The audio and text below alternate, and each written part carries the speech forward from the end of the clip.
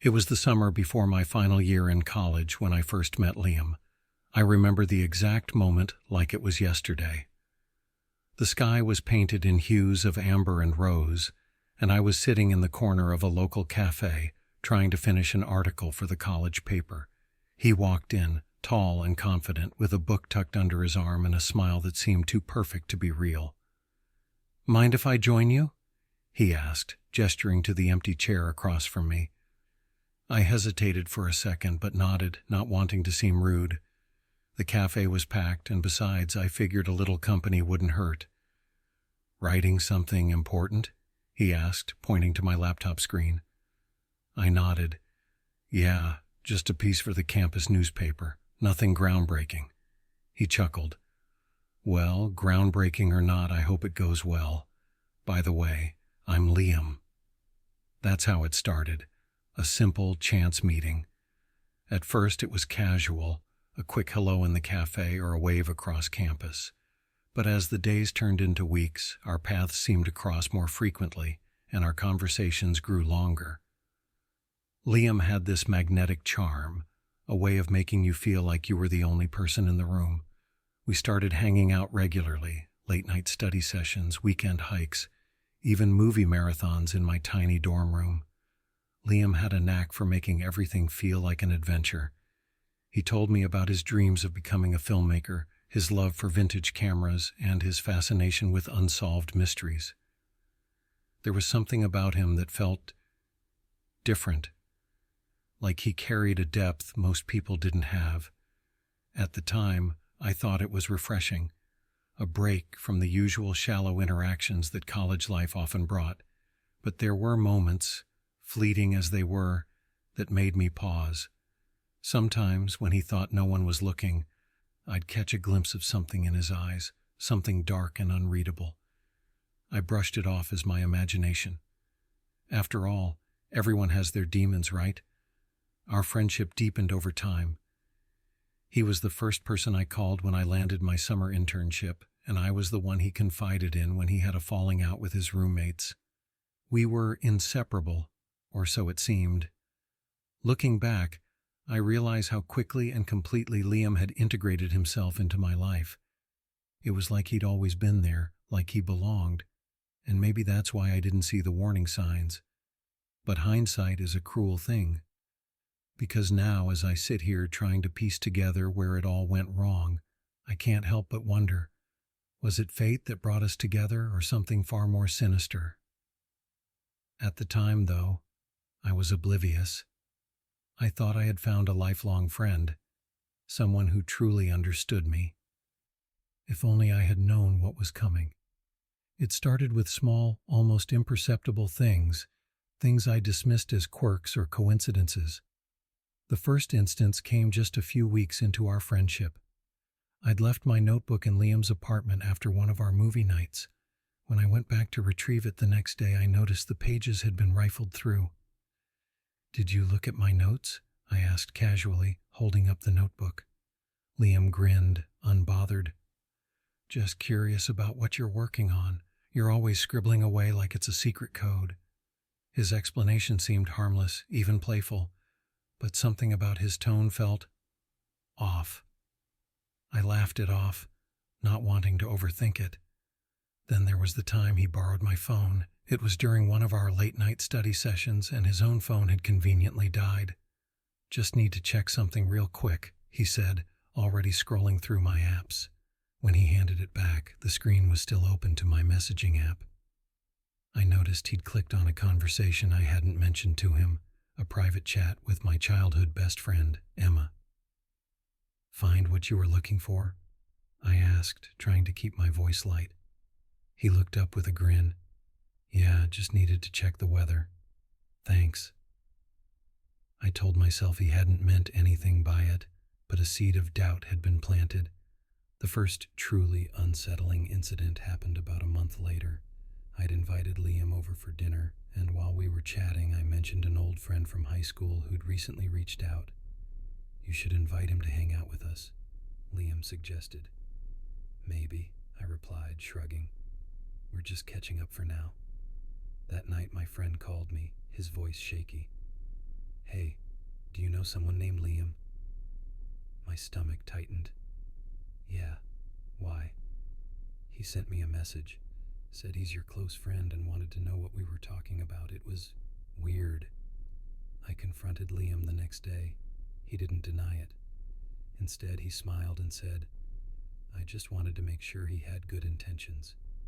You never know with people these days." His words were reasonable enough, but his smile didn't reach his eyes. From that point on, strange things started happening more frequently. My social media accounts were mysteriously accessed from unknown devices. Friends would mention odd messages they'd received, supposedly from me, though I had no recollection of sending them. Once I even found my dorm door unlocked when I was certain I had secured it. But what unnerved me the most were the photos. One night, as I scrolled through my phone's gallery, I found several pictures of myself, taken from angles I didn't recognize. Some were from campus, others from the cafe, and one, chillingly, was from outside my dorm window. I called Liam immediately, panicked. "Someone's been following me. Look at these photos." He arrived in minutes, feigning concern as he examined my phone. "This is serious. You need to be more careful. Let me help you." His reaction was everything I needed in that moment, reassuring, protective. But a tiny voice in the back of my mind whispered something I didn't want to hear. Why hadn't I noticed him arriving so quickly? And why did some of these photos seem taken from places he'd been just days before? I tried to ignore the gnawing suspicion, but the cracks in our friendship were beginning to show. Liam had become a part of my life so seamlessly that I hadn't noticed how tightly he'd woven himself into every aspect of it. And now I couldn't shake the feeling that I was being watched, not just by a stranger, but by someone I had once called my friend. Segment 3. The Confrontation and a Horrifying Twist. The breaking point came one stormy night. The rain was relentless, slamming against my dorm window like a warning I couldn't decipher. I was alone, trying to focus on my coursework, but my thoughts kept circling back to Liam. His behavior had become increasingly erratic over the past few weeks. Unexpected appearances, invasive questions, and that ever-present smile that now felt more like a mask. That night my phone buzzed. It was a message from an unknown number.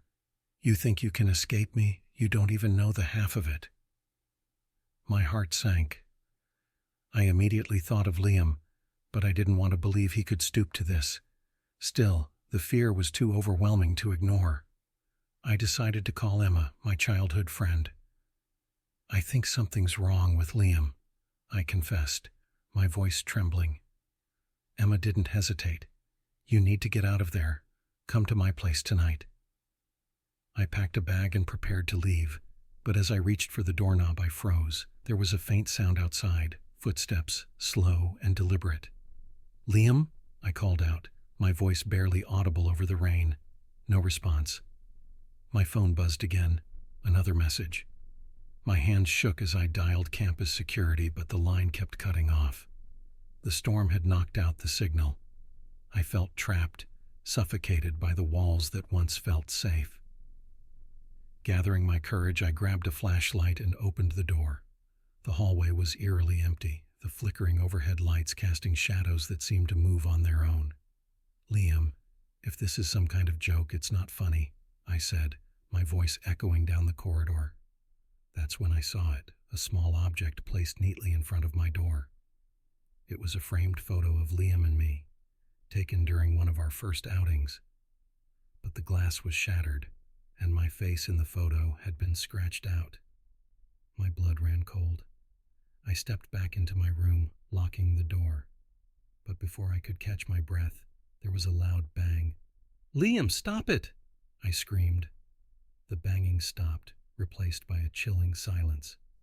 I thought he had left until I heard his voice, low and menacing, from the other side of the door. "You were supposed to be my friend. Do you know how much I've done for you?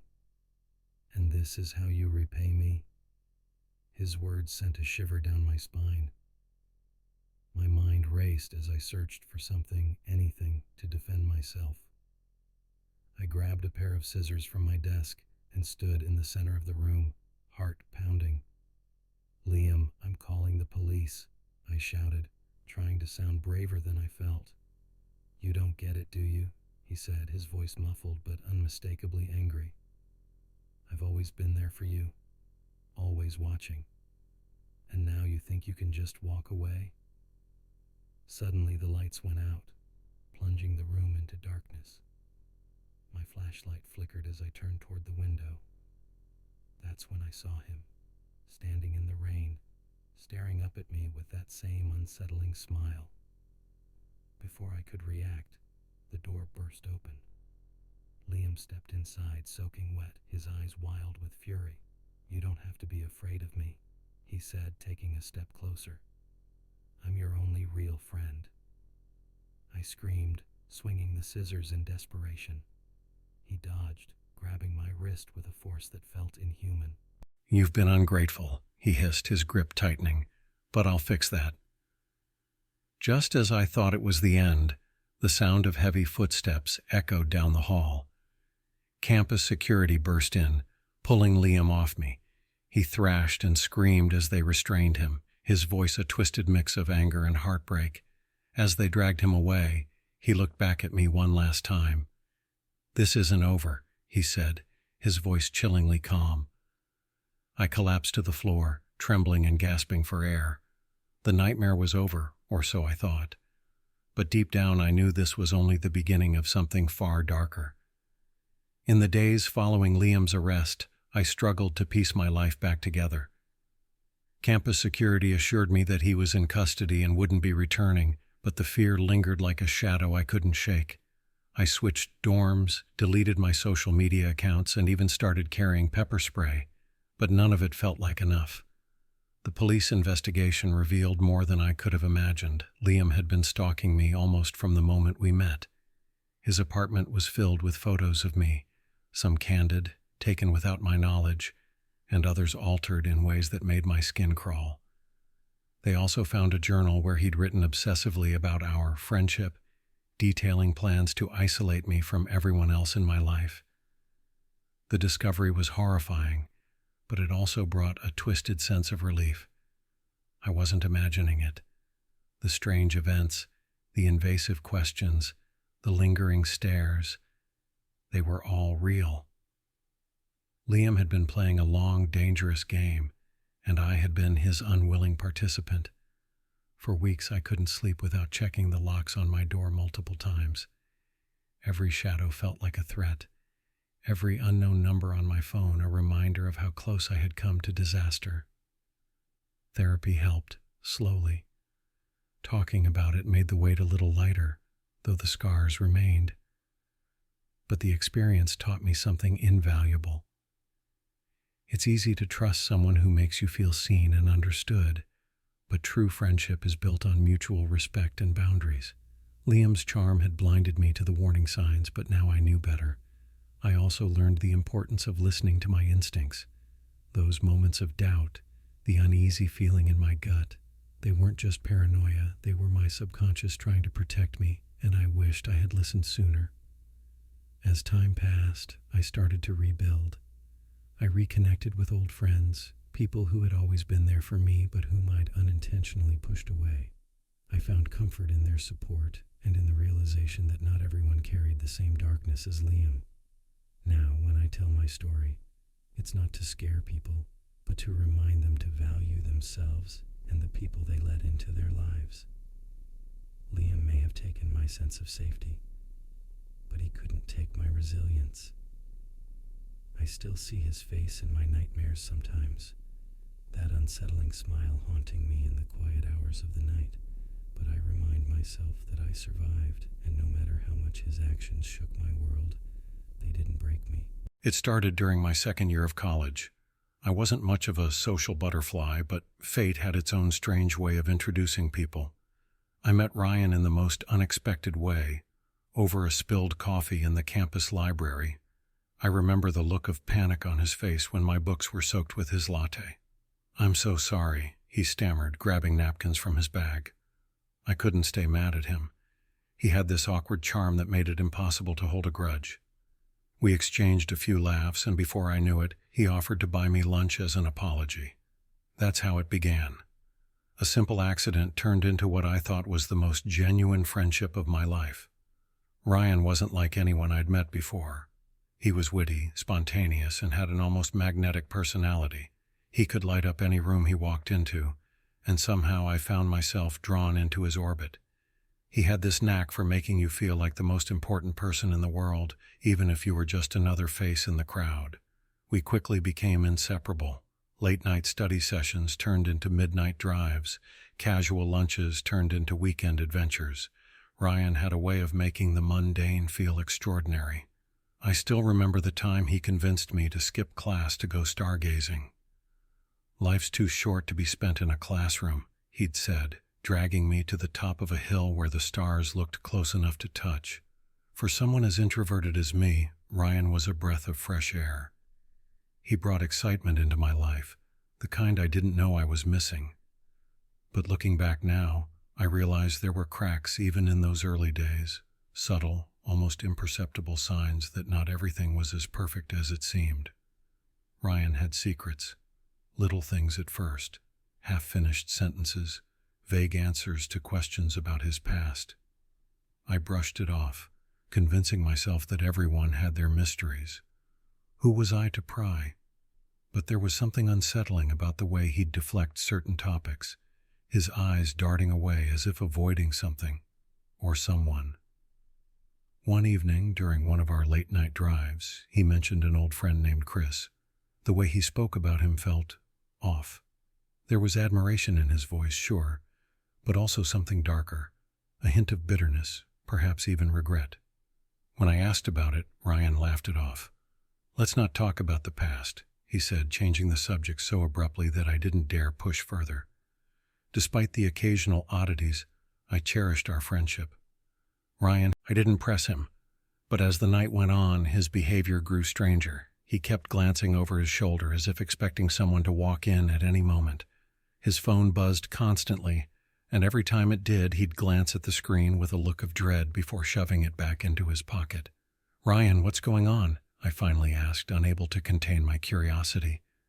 He hesitated, his eyes darting around the room before finally meeting mine. "It's nothing," he said, but his voice wavered. "Just some stuff I need to deal with." I wanted to trust him, but his evasiveness was becoming impossible to ignore. That night, as I lay in bed replaying our conversation, I couldn't shake the feeling that Ryan was hiding something big, something that could shatter the fragile foundation of our friendship. The next few weeks were a blur of unanswered texts, canceled plans, and increasingly bizarre behavior. Ryan started disappearing for days at a time, only to reappear with vague excuses and an air of exhaustion. One night, I found him sitting on the steps outside my dorm, his face buried in his hands. "Ryan, talk to me," I pleaded. "Whatever's going on, you can trust me."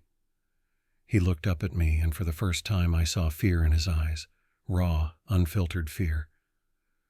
"I've made some mistakes," he said, his voice barely above a whisper.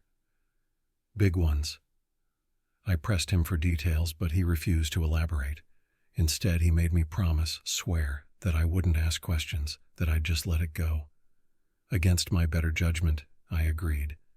But the secrets didn't stop there. One day, I accidentally stumbled upon something that made my blood run cold. I was at his apartment looking for a charger when I found a box shoved under his bed. Inside were things that didn't make sense. Old photographs of people I didn't recognize, strange symbols drawn on scraps of paper, and a small journal filled with cryptic notes. When I confronted Ryan about it, he exploded in anger, accusing me of invading his privacy. "You don't understand," he shouted, his voice trembling. "You shouldn't have seen that." I didn't know what to say. The friend I thought I knew was slipping further and further away, replaced by someone I couldn't recognize, someone I was beginning to fear. That night, I made the decision to distance myself. I needed time to think, to figure out if our friendship was worth salvaging. But deep down, I knew that whatever Ryan was hiding, It was darker than I could have ever imagined, and the worst part, I couldn't shake the feeling that I was somehow caught in the middle of it. Segment 3. Suspenseful Climax and Conclusion. It was a cold, rainy evening when everything unraveled. I was in my dorm trying to focus on an overdue essay when my phone buzzed. It was a message from Ryan. The message felt urgent, almost desperate. I hesitated, a knot forming in my stomach. We hadn't spoken much since our argument about the box under his bed, and part of me wanted to ignore him. But against my better judgment, I grabbed my jacket and headed out. The chemistry building was deserted, its windows dark and cracked from years of neglect. As I stepped inside, the air felt heavy, suffocating. My footsteps echoed down the empty halls as I called out his name. Ryan? No response. I found him in one of the old classrooms, sitting on the edge of a desk. He looked different, disheveled, haunted. His eyes were bloodshot and his hands trembled as he ran them through his hair. "You came," he said, his voice barely audible. "Ryan, what's going on?" I asked, trying to keep my voice steady. "Why are we here?" He looked at me, his expression a mix of fear and regret. "I need to tell you the truth," he said. "About everything." What followed was a confession that sent chills down my spine. Ryan admitted that he'd been involved in something dangerous, something he couldn't escape. The box I'd found under his bed. It belonged to someone he used to know, someone who had vanished under mysterious circumstances. "I didn't mean for any of this to happen," he said, his voice cracking. "It started as a stupid game, a dare, but then things got out of control." He told me about the strange group he'd been a part of, their rituals, and the secrets they'd sworn to protect. At first, it sounded like some twisted club, but the more he spoke, the darker the story became. There were whispers of sacrifices, of entities beyond comprehension. And then he said something that made my blood run cold. "They're watching us right now." Before I could react, the lights flickered, plunging the room into darkness. A chilling breeze swept through, carrying with it a faint whisper that seemed to come from nowhere and everywhere at once. "Ryan, what's happening?" I shouted, my voice echoing in the empty halls. "They know I broke the rules," he said, his face pale, "and now they're coming for me." Before I could process his words, the door slammed shut with a deafening bang. The whispers grew louder, almost deafening, and the air turned icy. I felt a presence, something unseen, something malevolent. "Run!" Ryan screamed, pushing me toward the door. "Don't look back!" I didn't need to be told twice. I sprinted down the hallway, the sound of footsteps and guttural whispers following close behind. My heart pounded as I reached the exit, throwing the door open and collapsing onto the wet pavement outside. When I looked back, the building was silent, its windows dark. Ryan was gone. I waited for hours, hoping he'd emerge, but he never did. The police found no trace of him, and the investigation turned up nothing. It was as if he'd vanished into thin air. To this day, I don't know what truly happened that